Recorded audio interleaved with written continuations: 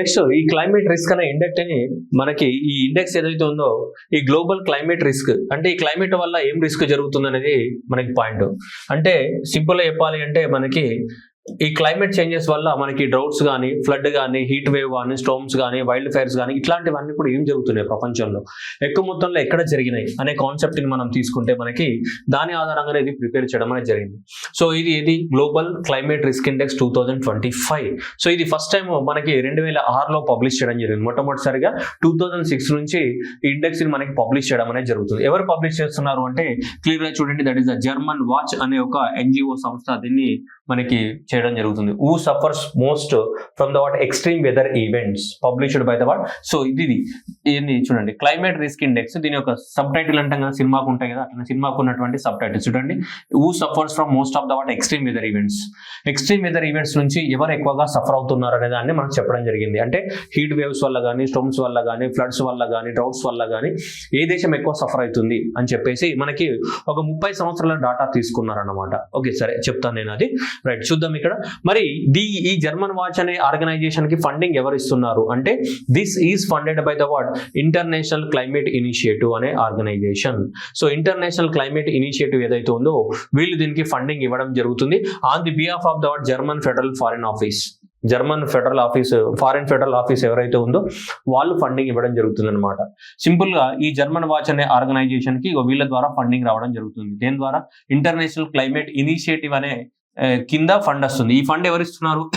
వీళ్ళు ఎవరు? German federal foreign office ఎవరైతే ఉన్నారో వాళ్ళు ఈ ఫండ్ అంతా కూడా కాంట్రిబ్యూట్ చేస్తున్నారు అనమాట. ఎవరికి? ఈ జర్మన్ వాచ్ అనే దానికి. సో వాళ్ళు ఈ విధంగా ప్రిపేర్ చేయడం అనేది జరుగుతుంది. 2006లో మనకి మొట్టమొదటిసారిగా పబ్లిష్ చేయడం అనేది జరిగింది దీన్ని. ఓకేనా? ఇక్కడ 2008 అని ఉంది, ఇది దానికి సంబంధించింది కాదు, అది వేరేది. ఓకేనా? రైట్, అది ఫండింగ్ కి సంబంధించి. Okay right. అయితే ఈ రిపోర్ట్లో వీళ్ళు దేని గురించి పబ్లిష్ చేశారు అని కనుక తీసుకుంటే 2 రిపోర్ట్స్ ఉన్నాయి మనకి.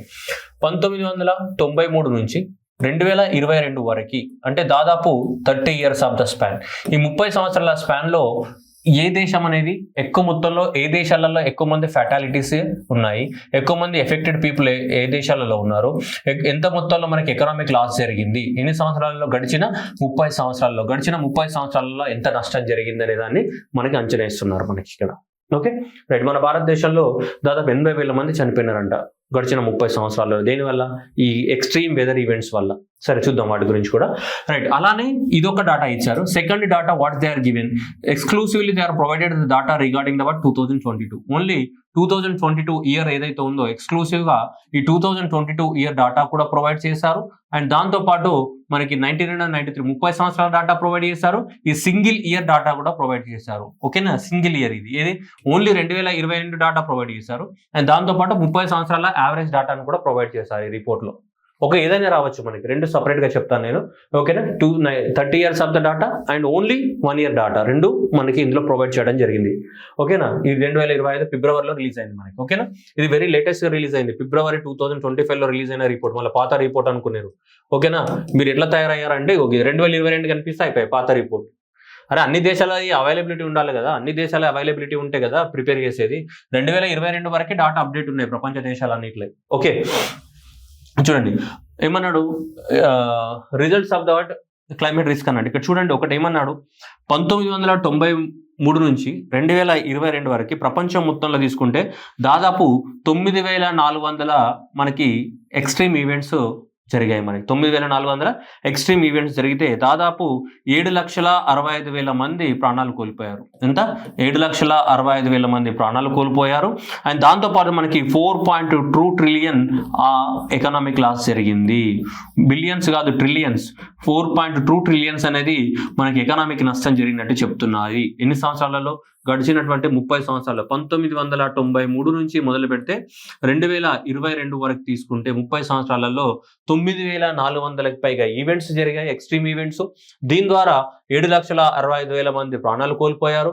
అలాగే 4.2 ట్రిలియన్ ఎకనామిక్ గా భారీగా నష్టపోయాము.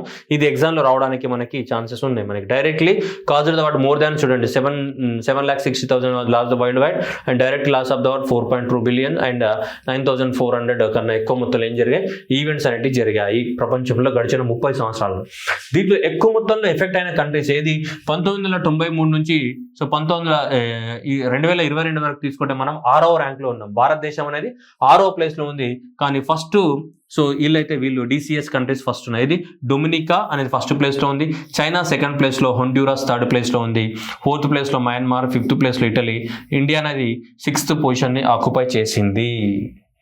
అంటే మనం కూడా మోస్ట్ ఎఫెక్టెడ్ కంట్రీస్లో, దీనివల్ల గత 30 సంవత్సరాల్లో ఎక్స్ట్రీమ్ ఈవెంట్స్ వల్ల మోస్ట్ ఎఫెక్టెడ్ కంట్రీస్లలో 6th ర్యాంక్లో ఉంది ఇండియా అనేది. ఏ ర్యాంక్లో ఉంది? 6th ర్యాంక్లో ఉంది. దాని గురించి ఇండియా గురించి మనం నెక్స్ట్ మాట్లాడుకుందాం సపరేట్గా. 6th ర్యాంక్లో ఉన్నాం మనం. Okay, right. మరి ఇంత అనుకున్నాం కదా మనం. సో ఎక్కువ మొత్తంలో ఏ ఈవెంట్స్ జరిగాయి చూడండి. ఫెటాలిటీస్ ఎంతమంది చనిపోయారు, ఎంతమంది ఎఫెక్టెడ్ పీపుల్ ఉన్నారు, ఎంత ఎకనామిక్ డ్యామేజ్ జరిగింది. సో దేర్ 6 ఈవెంట్ టైప్స్ చూద్దాం. ఎప్పటి నుంచి ఎప్పటి వరకు? 1993 నుంచి 2022 వరకు ఏ ఈవెంట్స్ అన్ని జరిగాయి. జస్ట్ మీకు ఐడియా కోసం నెక్స్ట్ నేను వేరే పై చార్ట్స్ చూపిస్తాను. చూడండి, డ్రౌట్స్ వల్ల 25,000 మంది చనిపోయారు. ఫ్లడ్స్ వల్ల చూడండి 2 లక్షలు. అన్నిటికన్నా ఎక్కువగా చూడండి స్టోమ్స్ వల్లనే చనిపోయారు. మనం ఎక్స్పెక్ట్ కూడా చేయం. 2,64,000 మంది చనిపోయారు. హీట్ వేవ్ వల్ల కూడా బాగానే చనిపోయారు. చూడండి 2,25,000 మంది హీట్ వేవ్స్ వల్ల చనిపోయారు. టాప్ 1, 2లో ఉన్నాయి ఎక్కువ మంది. సో చనిపోయినటువంటి ఈవెంట్స్, ఎక్కువ మంది చనిపోయినటువంటి ఏంటి? స్టోమ్స్ వల్లనే ఎక్కువ మంది కూడా చనిపోయారు, స్టోమ్స్ వల్ల. నెక్స్ట్ చూడండి, ఎఫెక్టెడ్ పీపుల్ చనిపోలేదు, జస్ట్ ఎఫెక్ట్ అయ్యారు అంతే. ఓకే, చనిపోయిన వాళ్ళు వేరు, ఎఫెక్టెడ్ పీపుల్ వేరు. ఎఫెక్ట్ అంటే బతికి ఉంటారు కానీ ఏదో ఒకటి డ్యామేజ్ జరుగుతుంది వాళ్ళకి. సో ఇక్కడ చూడండి, దీనివల్ల ఎఫెక్ట్ అయిన వాళ్ళు కనుక తీసుకుంటే ఎంత బిలియన్ పీపుల్ చూడండి ఇక్కడ. సో ఫ్లడ్స్ వల్ల ప్రపంచంలో ఎక్కువ మంది ఎఫెక్ట్ అయ్యారు. 2.91 బిలియన్ పీపుల్ అనేవాళ్ళు, ఆల్మోస్ట్ 3 బిలియన్ పీపుల్ ఎఫెక్ట్ అయ్యారు. నెక్స్ట్ డ్రౌట్స్ వల్ల ఎఫెక్ట్ అయ్యారు 1.87 బిలియన్. ఎక్కువ మొత్తంలో పీపుల్ ఎఫెక్ట్ అవుతున్న దేనివల్ల? ఫ్లడ్స్ వల్ల అండ్ డ్రౌట్స్ వల్ల. రెండు ఆపోజిట్ చూడండి, అతివృష్టి అనావృష్టి, వీటి వల్లనే సఫర్ అవుతున్నారు ఎక్కువ. 1 and 2లో ఫ్లడ్స్ వల్ల. అండ్ నెక్స్ట్ ఇక్కడైతే మనకి ఎక్కువ మంది చనిపోయింది మాత్రం వీటి వల్ల, హీట్ వేవ్స్ వల్ల అండ్ స్టోమ్స్ వల్ల ఎక్కువ మంది చనిపోయారు. ఇది ఫస్ట్ ప్లేస్లో ఉంది, ఇది సెకండ్ ప్లేస్లో ఉంది ఎక్కువ మంది చనిపోయిన వాళ్ళల్లో. ఇది ఎక్కువ మొత్తంలో ఎఫెక్టెడ్ పీపుల్లో ఇది ఫస్ట్ ప్లేస్లో ఉంది, ఇదేముంది మనకి సెకండ్ ప్లేస్లో ఉంది ఇది. ఓకేనా. నెక్స్ట్ థర్డ్ ప్లేస్ తీసుకుంటే మనకి ఎకనామిక్ లాస్ $1 trillion.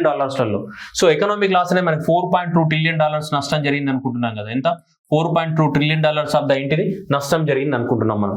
దీనిలో ఎకనామిక్ గా నష్టం జరిగింది ఎక్కువ మొత్తంలో తీసుకుంటే మనకి 2.33, మళ్ళీ స్టార్మ్స్ వల్లనే ఎక్కువ మొత్తంలో ఫస్ట్ ప్లేస్ లో అత్యధికంగా నష్టం సంభవించింది మనకి. అండ్ సెకండ్ ప్లేస్ లో తీసుకుంటే మళ్ళీ ఏమన్నా మనకి ఫ్లడ్స్ వల్లనే అత్యధికంగా మనకి ఎకనామిక్ ఆర్థికంగా నష్టపోయాం మనం వీటి వల్లనే మనకి. టాప్ 1, 2 ఇలా ఉన్నాయి మనకి. సో అంటే దాదాపు 30 సంవత్సరాల యావరేజ్ ఇది 1993 నుంచి 2022 వరకు ఉన్నటువంటి డాటా కనుక తీసుకుంటే 30 సంవత్సరాలలో ఈ విధంగా మనకి జరిగిందనమాట మనకి. సో ఈ విధంగా ఉంది 2.33, సో 1.33, సో ఇలా ఉన్నాయి 225, 264. So what is all these are? Okay, ఈ విధంగా ఉన్నాయి మనకి ఎకనామిక్ లాస్ కానీ, ఇది ఫెటాలిటీస్, ఇది ఎఫెక్టెడ్ పీపుల్, ఇది ఏంటిది ఎకనామిక్ లాస్ అనేది ఉంది ఈ విధంగా. ఓకే, సో ఈ విధంగా ఉంది మనకి. నెక్స్ట్ చూడండి, ద కంట్రీస్ మోస్ట్ ఎఫెక్టెడ్ 1993 నుంచి 2002 వరకు మనకి ఎక్కువ మొత్తంలో కంట్రీస్ ఏవి ఎఫెక్ట్ అయినాయంటే మనం ఇంతకుముందు చదువుకున్నాం. సో ఇది DCH ఫస్ట్ అండి. So Dominica and China, Honduras, next Myanmar, Italy and next India 6th ప్లేస్లో ఉంది. ఓకే, మన తర్వాత గ్రీస్, స్పెయిన్, వన్వాతు, ఫిలిప్పైన్స్, అన్ని కంట్రీస్ కూడా ఉన్నాయి మనకి. సో ఓకేనా. క్లైమేట్ రిస్క్ ఇండెక్స్ 1993 నుంచి 2022 వరకు that is the top 10 countries without most affected. అన్ని రకాలుగా అన్ని కన్సిడరేషన్లోకి తీసుకుంటే అంటే మోస్ట్ ఎఫెక్టెడ్ అని ఏ విధంగా డిసైడ్ చేస్తాం? ఫెటాలిటీస్ కానీ, ఎఫెక్టెడ్ పీపుల్ కానీ, ఎకనామిక్ లాస్ కానీ ఏం జరిగినా ఇవన్నీ కన్సిడరేషన్లోకి తీసుకుంటే ఎక్కువ మొత్తంలో ఎఫెక్ట్ అయిన కంట్రీస్ ఇవి అన్నమాట. ఇది సో ఇది Dominica first and China second, Honduras third and Myanmar and Italy and ఏంటిది ఇది అనమాట మనకి. ఓకేనా, ఇది గుర్తుపెట్టుకోవాలా ఎగ్జామినేషన్లో. మిగ్ మనకన్నా ముందు ఎవరు? MIIG MiG. మనకన్నా ముందు ఎవరున్నారు? DCH. ఓకేనా. సో డొమినికా, చైనా, హొండ్యూరస్ ఈ కొత్త కంట్రీస్ మనకు ఉన్నాయి మనకి. Okay, right. ప్రపంచంలో ఇదే కదా 9,400 ఇన్సిడెంట్స్, 7,65,000 మంది కన్నుమూసారు, $4.2 trillion ఆఫ్ ఏం జరిగింది నష్టం అనేది జరిగింది మనకి. దేనివల్ల? సో ఎక్స్ట్రీమ్ ఈవెంట్స్ వల్ల. 6 ఎక్స్ట్రీమ్ ఈవెంట్స్. ఏ ఎక్స్ట్రీమ్ ఈవెంట్స్ వల్ల? వీటి వల్ల. ఓకేనా, ఈ 6 ఈవెంట్స్ వల్ల అంత నష్టం జరిగినట్టు మనకి చెప్తూ ఉన్నారు మనకి. Okay, next number of the people affected. ఎక్కువ నంబర్ ఆఫ్ ద పీపుల్ దేని వల్ల ఎఫెక్ట్ అయ్యారు మీరు చూడండి. సో ఎక్కువ నంబర్ ఆఫ్ ద పీపుల్ మీకు పెద్దగా ఏది కనిపిస్తుంది? ఇగో డ్రౌట్స్, ఫ్లడ్స్ ఇవే కనిపిస్తున్నాయి రెండు. మనం అనుకున్నాం కదా ఇంతకుముందు. ఎక్కువ number of the people effect అయింది దేని వల్ల? Affected people. ఇవి రెండే, ఫ్లడ్, డ్రౌట్. ఎక్కువ మంది చనిపోయింది ఏంటిది? ఇవే కదా, స్టోమ్స్ అండ్ హీట్ వేవ్ వల్ల ఎక్కువ మంది చనిపోయారు. ఎక్కువ number of the people effect అయింది ఈ రెండే చూడండి, ఫ్లడ్స్ అండ్ నెక్స్ట్ ఏంటిది డౌట్. చూడండి ఇది మొత్తం చార్ట్, ఇది ఎక్కువ number of the people flood 1 and 2 ప్లేస్లో ఉన్నాయి. ఫ్లడ్ ఫస్ట్ ప్లేస్లో అండ్ సెకండ్ ప్లేస్లో ఏమున్నాయి ఇవి ఉన్నాయి. జస్ట్ ఇది మన పై చార్ట్లో మనం ఒరిజినల్ నంబర్స్ చూసాం మనము. సో ఫెటాలిటీస్ కూడా ఎక్కువ మొత్తంలో తీసుకుంటే మనకి స్టోమ్స్ అండ్ హీట్ వేవ్స్ వల్ల ఎక్కువ మంది చనిపోయారా లేదా? సో మనకి స్టోమ్స్ అండ్ హీట్ వేవ్ వల్ల చూడండి ఇది దీనికి సంబంధించి స్టోమ్స్, ఇది నెక్స్ట్ ఏంటిది హీట్ వేవ్. సో ఇవే రెండు ఎక్కువ మొత్తంలో ఉన్నాయి, ఎక్కువ మంది చనిపోయారు. 2,25,000 అండ్ 2,60,000 వరకు మనకి. ఓకేనా? సో చూడండి 35% స్టోమ్స్ వల్లనే చనిపోతున్నారు, అండ్ హీట్ వేవ్స్ వల్ల 30%, అండ్ ఫ్లడ్స్ వల్ల 27%. టాప్ 3లలో అవే ఉన్నాయి మనకి. సో ఇవి ఎక్కువ మొత్తంలో చనిపోయి ఇవే కదా టాప్ 3లలో, ఇవి 1, 2, 3 ఇవే ఉన్నాయి మనకి.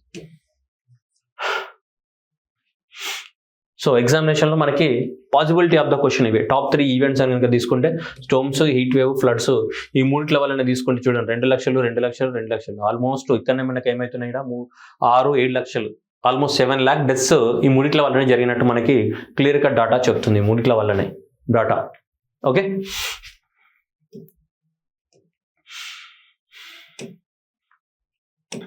Next economic loss by event.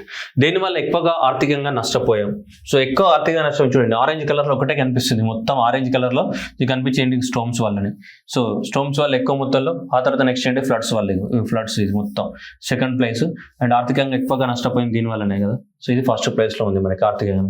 So ఇవంతా కూడా ఏంటిది ఇప్పుడు ఈ పై చార్ట్ కానీ ఈ పై చార్ట్ కానీ పెద్దగా అవసరం లేదు, ఇది కొంచెం అవసరం. ఇక నీకు మొత్తం ఇక్కడనే ఉంది, మనం చూసినటువంటి 3 పై చార్ట్లు ఇది ఇక్కడనే ఉంది ఇక్కడ క్లియర్గా. ఇది ఒక్కటి ఈ ఒక్క స్లైడ్ చూసుకున్నా సరిపోద్ది మనకి. సో ఇక్కడ ఇగో ఇది 1, 2, 3 ప్లేసెస్ కానీ, సో ఇక్కడ 1 and 2 కానీ, సో ఇక్కడ కూడా మనకి ఇక్కడ 1 and 2 కానీ, సో ఇక్కడనే ఉన్నాయి మనకి. ఇది చూసుకున్నా సరిపోతుంది మనకి, ఈ స్లైడ్లోనే ఉన్నాయి మన టోటల్గా. ఓకేనా? ఇది ఒరిజినల్ రిపోర్టే, అంత కంప్లీట్ ఇది ఒరిజినల్ రిపోర్టే ఇది. ఓకేనా? కాకపోతే మీకు ఐడియా కోసం ఇక ఇట్లా క్లారిటీ కోసం ఇవి పెట్టడం జరిగింది. ఓకే, ఇక ఇండియా ఏమి ఇచ్చారు ఇక్కడ చూడండి. India is award 6th highest absolute fatalities and the economic losses అనేది మనకు చాలా మొత్తంలో జరిగినాయని చెప్తున్నారు. చూడండి 1999లో ఒరిస్సా సైక్లోన్ కానీ, 1998లో గుజరాత్ అండ్ 1999లో ఒరిస్సా సైక్లోన్స్ కానీ, సైక్లోన్ హుదూద్ కానీ, అంఫన్ 2014లో 20లో కానీ, 1993 floods in the northern India కానీ, అండ్ ఉత్తరాఖండ్ ఫ్లడ్స్ 2013 కానీ, సో సివియర్ ఫ్లడ్స్ ఇన్ 2019 కానీ, ఇవన్నీ కూడా భారతదేశంలో జరిగినాయి. టెంపరేచర్ అనేది సమ్మర్లో 50 degrees కూడా దాటుతుంది వెరీ కామన్గా. సో చాలా వరకు 1998లో కానీ, 2002 కానీ, 2003, 2015లలో హీట్ వేవ్ వల్ల చాలా ఎక్కువ మంది చనిపోయారని చెప్తున్నారు. సరే ఇదంతా మనకు అవసరం అంటే అవసరం లేదు, 6th ర్యాంక్లో ఉన్నాం అది అవసరం మనకి.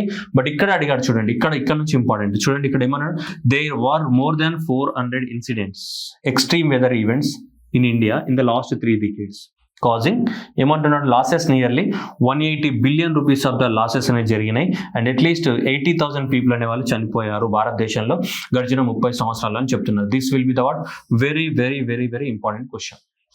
ఎగ్జామినేషన్లో వచ్చే ఇంపార్టెంట్ క్వశ్చన్స్లలో డిజాస్టర్ మేనేజ్మెంట్కి సంబంధించిన అప్డేట్స్లలో ఇదొకటి. 400లకు పైగా ఇన్సిడెంట్స్ జరిగాయి, దీనివల్ల 180 billion యొక్క ఆస్తి నష్టం జరిగింది, 80,000 మంది ప్రాణాలు కోల్పోయారని చెప్పేసి జర్మన్ వాచ్ ఇచ్చినటువంటి క్లైమేట్ రిస్క్ ఇండెక్స్లో ఇండియా పొజిషన్ అనేది ఇలా ఉంది. ఎన్ని సంవత్సరాలలో? 30 సంవత్సరాల్లో యావరేజ్ వాల్యూ అనమాట. 1993 నుంచి 2022 వరకు తీసుకున్నటువంటి డాటా భారతదేశంలో. ఇదే ప్రపంచంలో అయితే ఇంత 9,600లకు పైగా ఇన్సిడెంట్స్ జరిగినాయి, ప్రపంచంలో 7,65,000 మంది చనిపోయారు, $4.2 trillion ఆఫ్ ద నష్టం జరిగింది ఇక్కడ ప్రపంచంలో. ఇండియాలో అయితే 400 ఇన్సిడెంట్లు, 180 billion అండ్ 80,000 మంది చనిపోవడం జరిగింది as per the climate risk index ప్రకారం. ఓకేనా? సో ఈ రిస్క్ అనేది ఏం చెప్తుందో చూడండి. As a climate risk Dominica, Honduras, Tennessee టాప్లో ఉన్నాయి. ఈ టైంలో తీసుకుంటే మనకి ఇవి టాప్లో ఎక్స్ట్రీమ్ ఈవెంట్స్ వల్ల ఇవి టాప్లో ఉన్నాయని చెప్తున్నారు. 1993 నుంచి ప్రపంచంలో చూడండి 7 ఇంత పీపుల్ చనిపోయారు, ఇవి ఇంత ఆస్తి నష్టం జరిగింది, $4.2 billion, ఇవి ఇన్ని ఎక్స్ట్రీమ్ ఈవెంట్స్ జరిగినాయి. And floods and the storms and heat waves and the droughts for the what most prominent impacts of the short term and long term అని చెప్తున్నారు. ఎక్కువ మొత్తంలో మనకి దేనివల్ల స్టోమ్స్ వల్ల 35% అండ్ ఎక్కువ మంది చనిపోతున్నారు మనకి. Floods for the what responsible for the what half of the people affected. ఎక్కువగా పీపుల్ దేని వల్ల ఎఫెక్ట్ అవుతున్నారు? ఫ్లడ్స్ వల్ల ఎఫెక్ట్ అవుతున్నారు. ఓకేనా? ఆస్తి నష్టం దేని వల్ల ఎక్కువ మొత్తంలో జరిగింది? స్టోమ్స్ వల్లనే జరిగింది. ఓకేనా? స్టోమ్స్ వల్లనే ఎక్కువ మొత్తంలో మనకి ఏం జరిగింది? ఆస్తి నష్టం జరిగింది. ఎక్కువ మంది వేటి వల్ల చనిపోయారు? ఫ్లడ్స్ వల్ల చనిపోయారు. ఎక్కువ మంది చనిపోయిన వాళ్ళ సంఖ్య కూడా దేని వల్ల ఉంది మనకి? స్టోమ్స్ వల్లనే ఉంది మనకి. సెకండ్ ఫ్లడ్స్ కదా, థర్డ్ ఫ్లడ్స్ హీట్ వేవ్స్ వల్ల ఉన్నారు. నెక్స్ట్ వన్ ఇది ఓన్లీ 2022 తీసుకొచ్చారు, ఓన్లీ 2022 తీసుకుంటే ఇది ఇచ్చారు మనకి. పాకిస్తాన్ కానీ బెలీజ్ కానీ ఇక్కడ 10 మోస్ట్ ఎఫెక్టెడ్ కంట్రీస్ ఓన్లీ 2020. ఇంతవరకు మాట్లాడింది అంత ఏంటిది 1993 నుంచి మనకి 2022 వరకు తీసుకున్నాం. ఇది ఓన్లీ 2022 వరకు తీసుకుంటే ఈ టాప్ 3 కంట్రీస్. ఏది మళ్ళీ PBI ప్రెస్ ఇన్ఫర్మేషన్ బ్యూరో లాగా PBI లాగా ఇదన్నమాట.